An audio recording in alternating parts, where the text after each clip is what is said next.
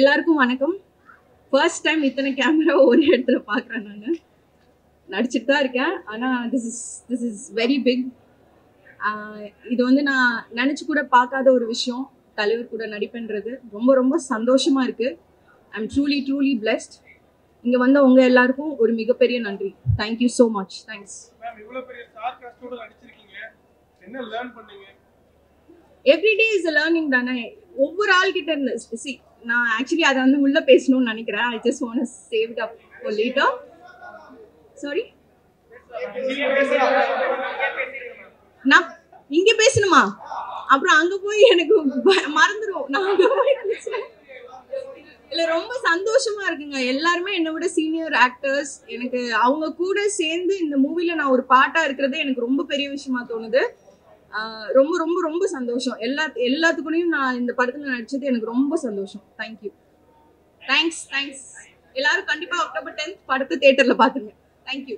Fan நான் வந்து தேசிங் அண்ணா வந்து நானும் அவனை சேர்ந்தெல்லாம் வந்து பார்த்தீங்கன்னா தலைவர் படத்துக்கு அவரோட கெட்டப்ல ஏதாவது போவோம். அந்த அளவுக்கு ரொம்ப பிடிக்கும். இன்னைக்கு கூட ஆடியோ லான்ச்சுக்கு வந்து தலைவர் 170 அப்படிலாம் ட்ரெஸ்அப் பண்ணி வந்திருக்கேன். அவ்வளோ பெரிய ஃபேன்.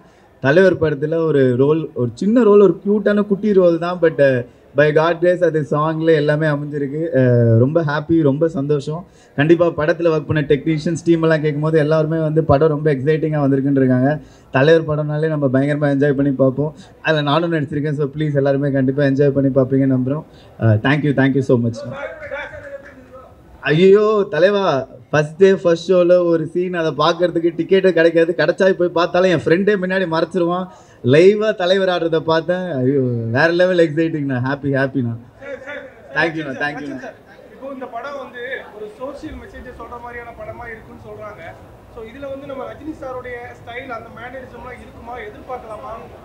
கண்டிப்பாக ஞானவேல் சார் அப்படின்னும் போது கண்டிப்பாக நம்ம என்ன ஒரு விஷயம் அழகாக எப்படி சொல்லணுமோ அதை அழகாக சொல்லியிருப்பாங்க.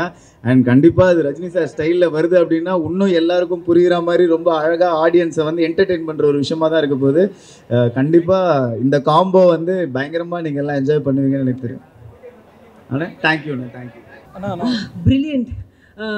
I still don't believe this is real, to have been a part of a team like this. It's a once in a lifetime thing. I've been waiting for this opportunity since I did my first film, Iridhi Sutra. I wanted to do something that is so big and so great, and I'm so glad that I'm a part of this project. Thank you guys. I can't speak much about the role, but from whatever you guys have seen in the glimpse, that's all I can say. Watch October 10th la ungalku theriyum. I feel like mostly I learned stillness from him. I feel like this generation, my generation, we're all so caught up in our mobile phones, on Instagram, caught up in social media and all that competition and insecurities.